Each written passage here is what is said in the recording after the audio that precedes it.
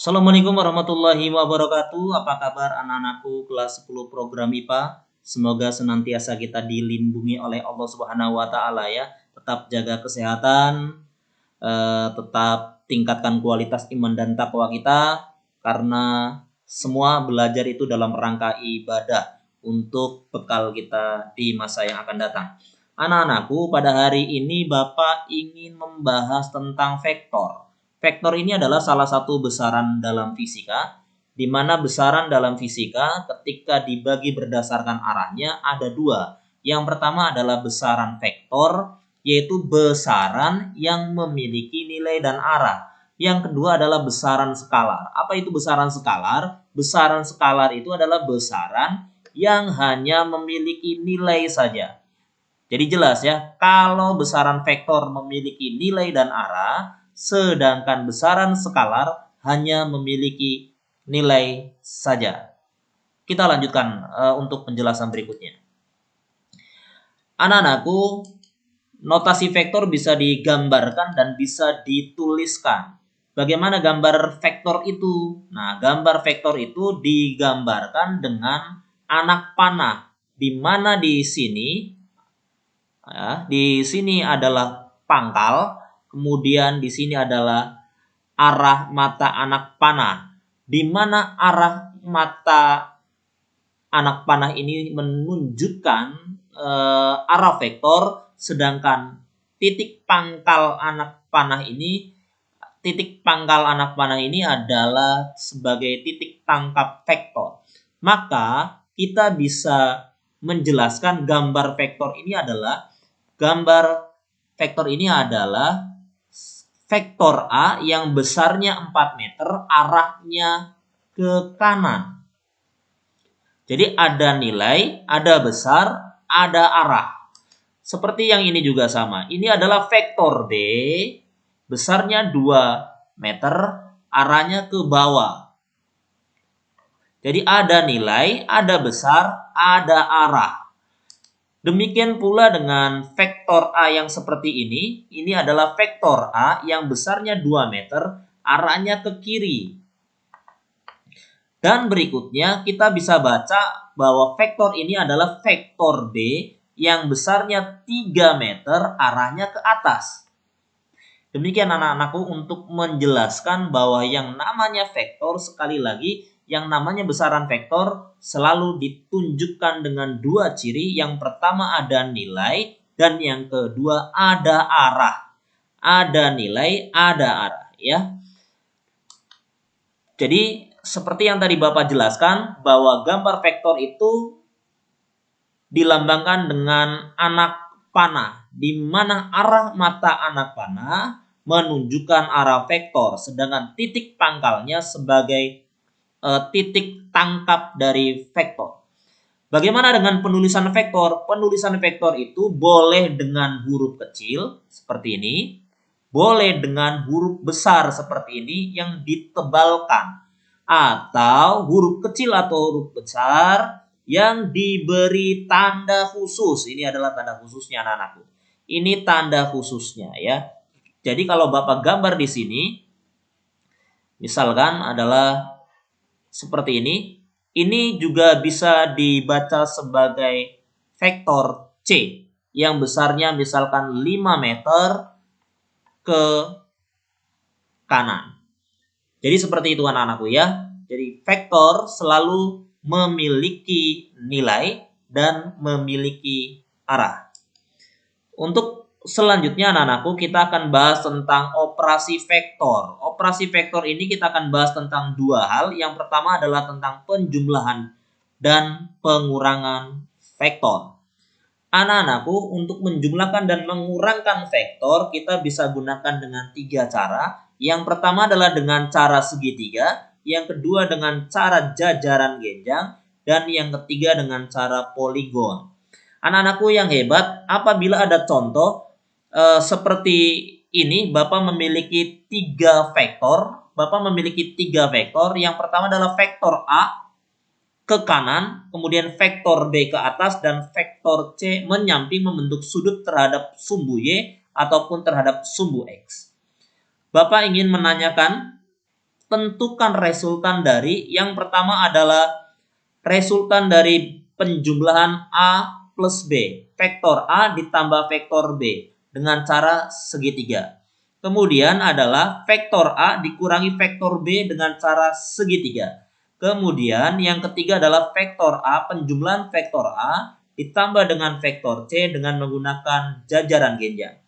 Begitu pula yang keempat, Bapak ingin menjelaskan kepada Anda semua, anak-anakku yang hebat, bagaimana caranya mengurangi vektor A dikurangi vektor C dengan jajaran genjang dan menggunakan cara poligon untuk penjumlahan vektor A ditambah vektor B ditambah vektor C. Kita ikuti caranya.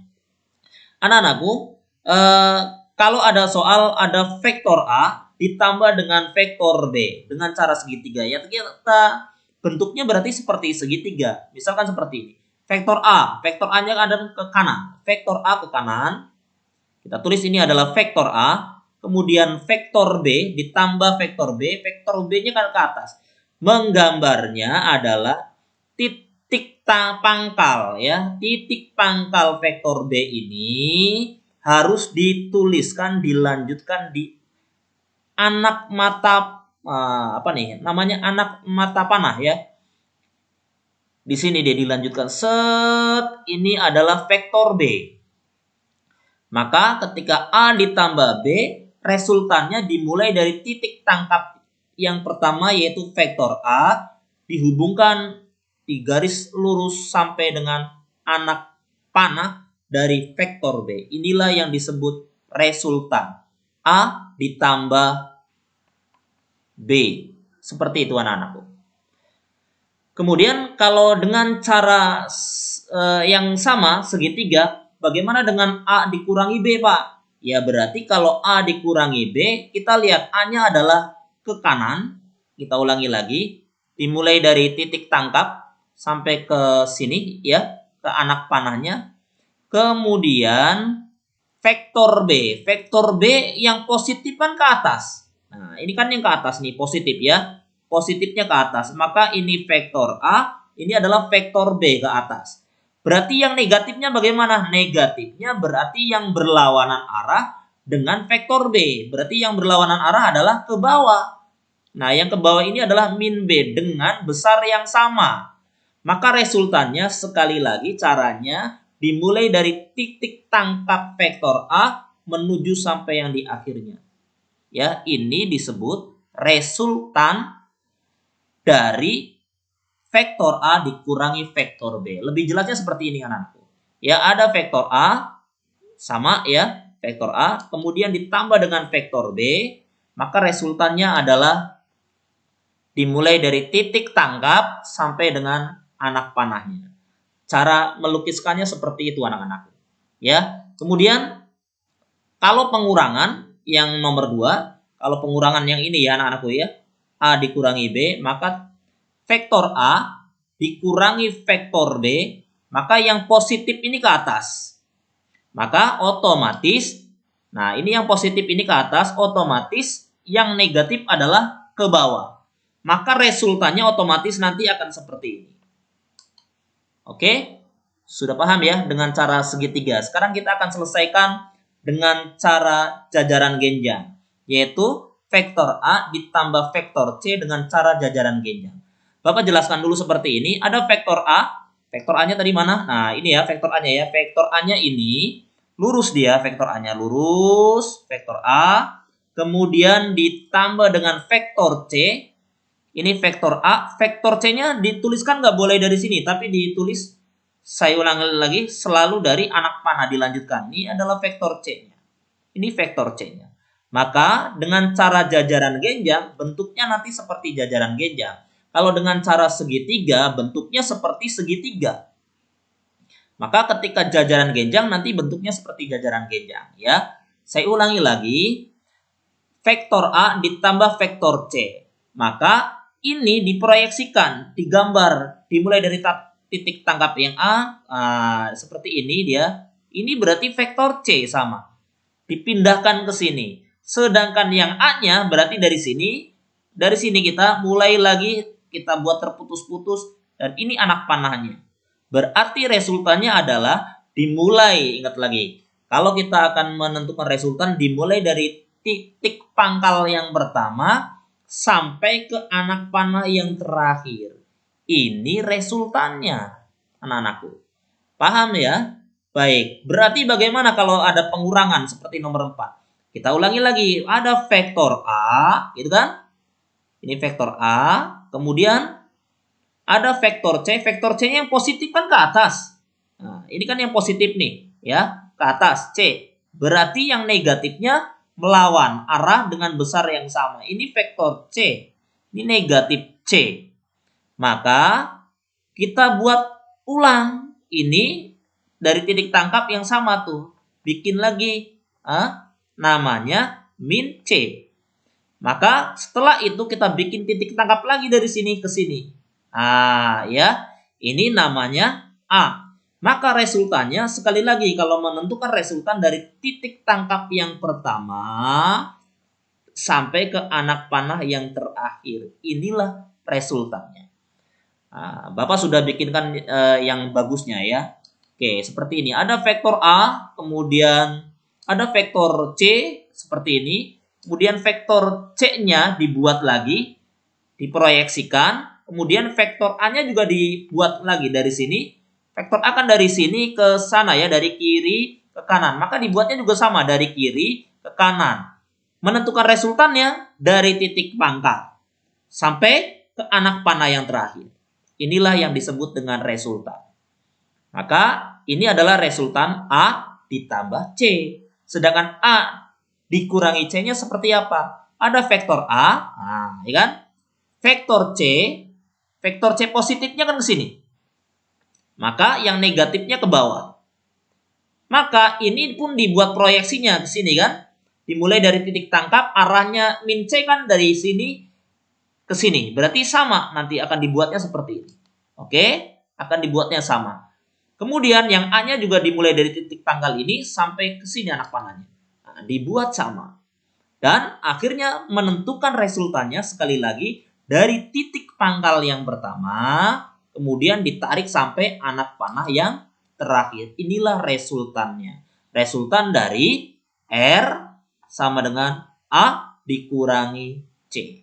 Seperti itu anak-anakku. Nah, bagaimana dengan cara yang terakhir untuk menyelesaikan soal nomor 5 nih? A ditambah B ditambah C dengan cara poligon. Poligon itu artinya segi banyak. Berarti ada vektor A, vektor A-nya. Lihat vektor A-nya anak-anakku, vektor A-nya kan ke sini.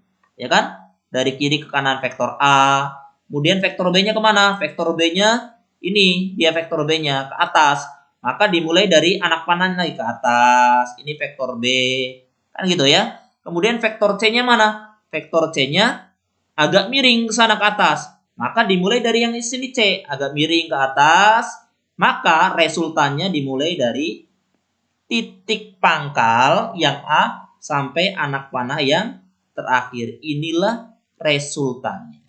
Jadi seperti itu anak-anakku. Ada A, kemudian ada B, ada C, dan akhirnya resultannya dimulai dari sini sampai dengan anak panah terakhir di C. Itulah resultannya.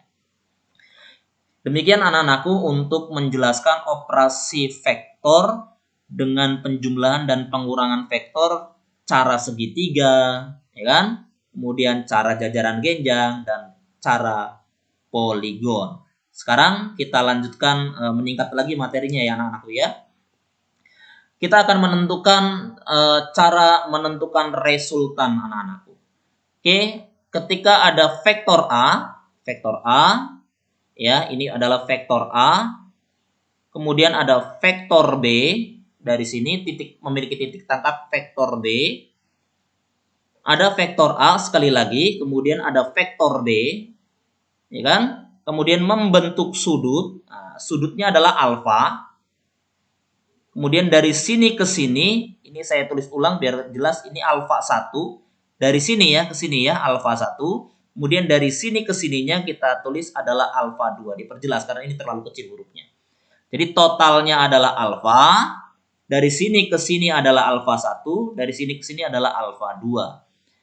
Ada vektor A, ada vektor B berada pada titik tangkap yang sama, maka bisa diselesaikan dengan cara jajaran genjang. Nah, vektornya adalah yang B, proyeksikan yang B, kan gitu kan? Yang A, ini yang A, ini yang B kan? Berarti proyeksi dari yang B ini, B dari sini ke sana, kemudian B-nya diproyeksikan dengan garis terputus, ini B-nya juga vektor B. Kemudian vektor A. Vektor A itu dari sini ke sini, maka ini dari sini adalah vektor A. Maka anak panahnya di sini resultannya dimulai dari titik pangkal sampai dengan anak panah terakhir. Disebut resultan A ditambah B. Oke? Ingat, B-nya ke atas. B-nya ke atas nih. Oke? Berarti kalau ke bawah ini namanya min B.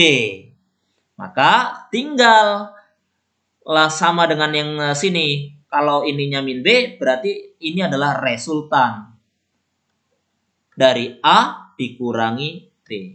Rumusnya bagaimana, Pak? Ini kalau rumus penjumlahan vektor, ya. Ini kalau rumus penjumlahan vektor R resultan dari penjumlahan vektor A ditambah vektor B adalah akar dari A kuadrat plus B kuadrat plus 2 kali A kali B cos alfa. Ingat cosnya alfa ya. Alfa itu dari sini ke sini tadi tuh. Ini alfanya ya, total ya. Oke, ini alfanya nih ya. Oke, kalau ini pun menggunakan alfa. Kalau pengurangan pun menggunakan alfa. Yang membedakan adalah kalau ditambah ini ada tanda positif, kalau dikurang ada tanda negatif di sini. Oke, yang terakhir untuk pertemuan kita pada hari ini, kita akan menentukan arah dari resultan dengan rumus adalah R. Ini R-nya tadi resultannya kan. Nah, ini R atau juga ini adalah R. Itu per sin alfa sama dengan A, vektor A. Kalau saya tulis ulang, saya tulis ulang ya, anakku. Nah, ini garis R, resultan. Ini adalah alfa, totalnya adalah alfa. Ini adalah alfa 1, dan ini adalah alfa 2. Ini adalah vektor A. Sekali lagi, ini adalah vektor B, ini adalah vektor A. Maka R sin alfa, oke, A sinnya alfa 1, oke, kemudian B sinnya adalah alfa 2. Demikian ya anak-anakku untuk menentukan arah dari resultan. Sekali lagi, R per sin alfa total, A per sin alfa 1, ini alfa 1-nya, B per sin alfa 2. Oke? Dan ada catatan khusus apabila resultannya tegak lurus, maksudnya gini, tegak lurus. Sudut yang dibentuk adalah 90 derajat. Ini namanya tegak lurus. Maka berlaku dalil Pitagoras. Maka rumusnya tinggal kita tulis saja adalah A kuadrat ditambah B kuadrat. Vektor A kuadrat ditambah B kuadrat. Seperti itu ya. Kita akan coba untuk menyelesaikan soal-soalnya anak-anakku. Mungkin kalau hanya dengar teoritis, penjelasannya tidak langsung diaplikasikan ke penyelesaian soal, kurang paham sedikit. Tapi ketika sudah diaplikasikan dalam penyelesaian soal, insya Allah dengan segala niat yang baik, nanti kita akan bisa memahaminya secara sempurna ya anak-anakku ya. Kita langsung masuk ke contoh soal. Contoh soal yang pertama anak-anakku. Seorang anak berjalan 40 meter ke timur, kemudian belok ke utara sejauh 30 meter. Tentukan perpindahan yang dilakukan oleh anak tersebut dari posisi awal. Untuk mengerjakan soal ini, kita harus ingat arah mata angin. Nah, Bapak selalu ingatkan arah mata angin. Oke, kalau di atas itu pasti kita utara, gitu ya. Kemudian di bawah itu adalah selatan, timur, tenggara. Nah, selatan berarti timur ada di sini. Ini barat ada di sini. Oke, kita belah lagi. Kita nyanyikan timur, tenggara, selatan, barat, daya, barat, laut, utara, timur, laut. Oke. Ini harus dikuasai ya, sehingga nanti kita bisa melukiskan soal cerita ke dalam vektor-vektor. Sekarang kita bahas ulang lagi soalnya. Seorang anak berjalan 40 meter ke timur. Berarti kalau saya buat ini titik tangkapnya, kita buat titik tangkapnya, dimulai dari sini si anak akan berjalan 40 meter ke timur. Timur. Kalau ini titik tangkapnya, timur berarti ke kanan. Berarti dari sini kita ke kanan. Oke? Sejauh 40 meter. Sampai sini paham ya? Seperti yang tadi. Kemudian kita lanjutkan. Kemudian belok ke arah utara. Nah, kalau belok ke arah utara, utara itu arahnya ke atas kan? Arahnya ke atas. Maka dimulainya dilanjutkan dari sini atau dari sini? Kalau melanjutkan gambar vektor bukan dari pangkal, tapi dari anak panah yang sebelumnya. Ya, ke sini sejauh ke utara 30 meter. Ini ke arah timur, ini ke arah utara, ya kan? Maka resultannya adalah, nah cara menentukan resultan apa? Yang tadi Bapak jelaskan. Dimulai dari titik pangkal pertama sampai anak panah terakhir. Maka ditarik seperti itu. Inilah resultannya. Oke? Ternyata bentuknya tegak lurus. Ini kan tegak lurus, tuh kan? Oke, ini tegak lurus. Maka berlaku dalil Pitagoras, di mana dalil Pitagoras itu resultan berlaku adalah yang tadi, kalau kita pakai yang tadi adalah A kuadrat ditambah B kuadrat. Maka nilainya adalah, anggap saja ini yang A, gitu kan? Berarti 40 dikuadratkan ditambah yang B-nya berarti ini 30 dikuadratkan. 40 kuadrat. 4 kuadrat aja 16, ya kan? Padahal 0 kuadrat berarti tambahin nolnya 2. Caranya gitu. Ditambah 3 kuadrat aja 9. 0 kuadrat berarti nolnya tambah 2. Otomatis ini adalah 16 ditambah 9 itu 25. 02, 02. Oke, caranya gimana? Menentukan akar dari 25. Ya akar 25 aja. Akar 25 kan 5 ya. Ya kan? Akar 25 kan 5. Berarti nolnya ada 2. 1. Berarti akar dari 2500 adalah 50 meter. Maka perpindahannya seorang anak tersebut adalah dari mulai dia berjalan sampai di akhir perjalanan adalah 50 meter perjalanannya. Seperti itu anak-anakku. Paham ya? Perpindahan itu adalah besaran vektor, tapi kalau jarak adalah besaran skala. Bisa dipahami ya? Nanti kalau ketemu model soal seperti ini, oh bentuknya adalah bentuk tegak lurus, kita bisa gunakan dalil Pitagoras. Kita sekarang masuk ke contoh soal nomor 2 anak-anakku. Oke, anak-anakku yang hebat, contoh soal nomor 2 perhatikan baik-baik. Sebuah perahu menyeberangi suatu sungai dengan kecepatan tegak lurus. Kita bicara tentang tegak lurus lagi nih anak-anakku. Terhadap arus sungai. Kecepatan arus sungainya adalah 0,3. Ini kecepatannya. Dan lebarnya adalah 60. Agar perahu itu mencapai sisi seberang sungai dalam waktu 150 sekon, maka tentukan besar resultan kecepatan perahu. Kalau saya gambarkan seperti ini anak-anakku. Kalau ini adalah arus sungai, ini arus sungainya.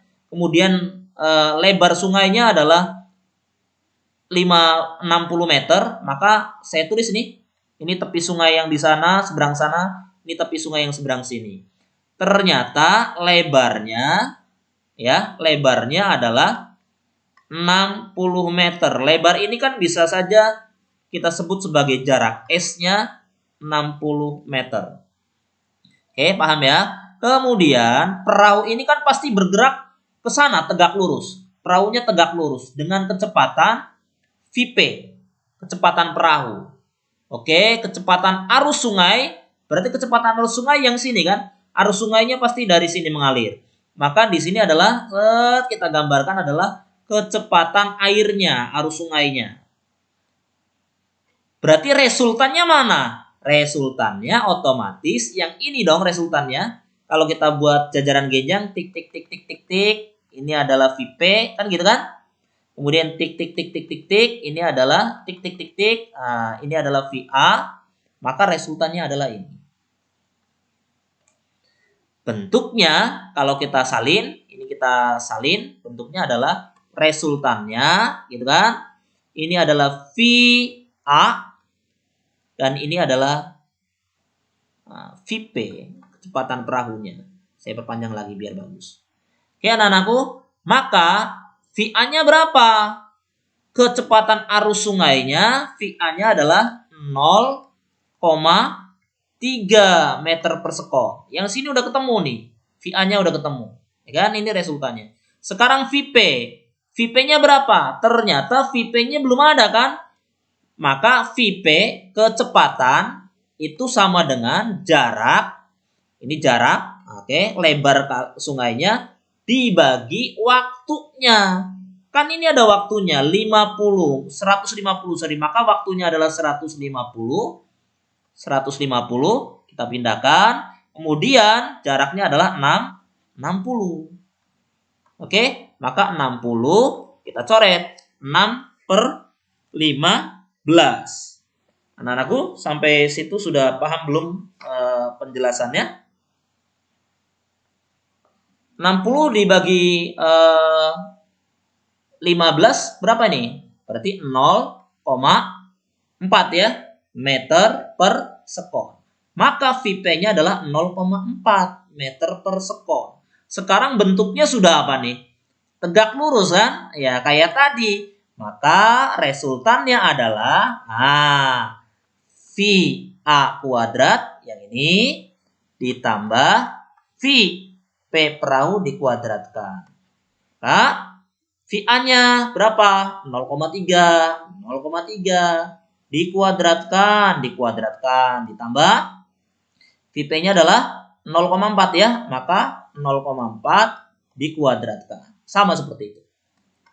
3 kuadrat 9 kan? Ya udah berarti 0,9 ya. Ini 0,9. Maka ditambah dengan 0,4 berarti adalah 0,16. 0,3 kuadrat 0,9. 0,3 kali 0,3 kan? Kemudian kalau 0,4 kuadrat berarti 0,4 kali 0,4 sama dengan 0,16. Maka dapatlah akarnya 0,25. Akar dari 25 5. Ya udah tinggal nolnya kita tulis 0,5.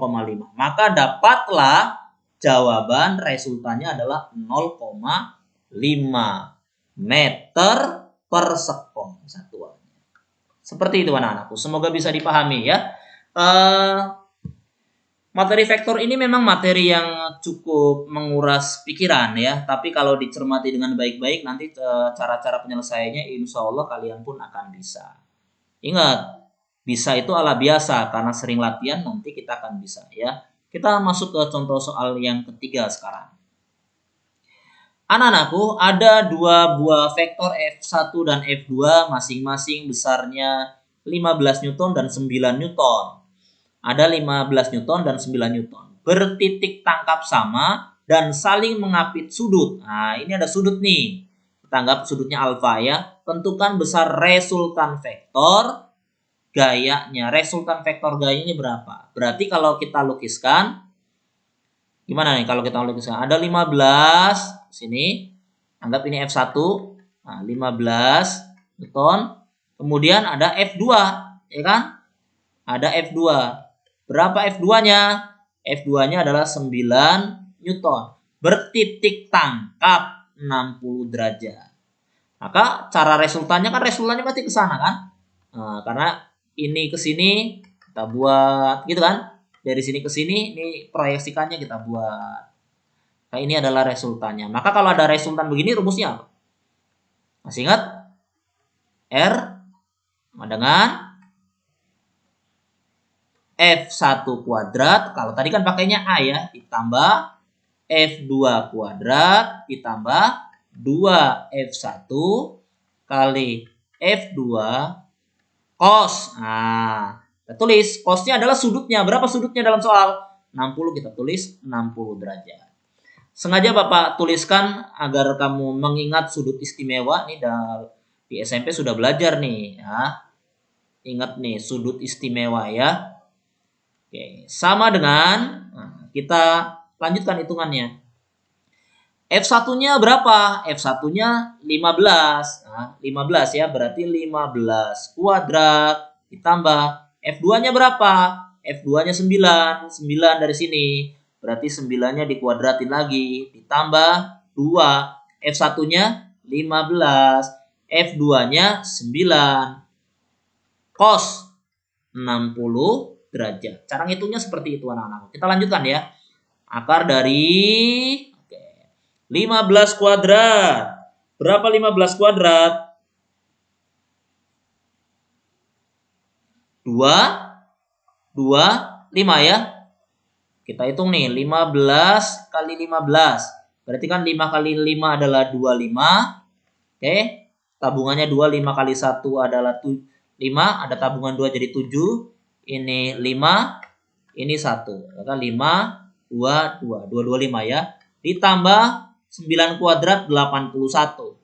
Ditambah. Nah, nih. 2 kali 15 kali 9. 2 kali 15 saja udah 30 ya. 30 kali 9. 3 kali 9, 27. Nolnya tinggal ikut. Cos. Nah, sekarang cos 60.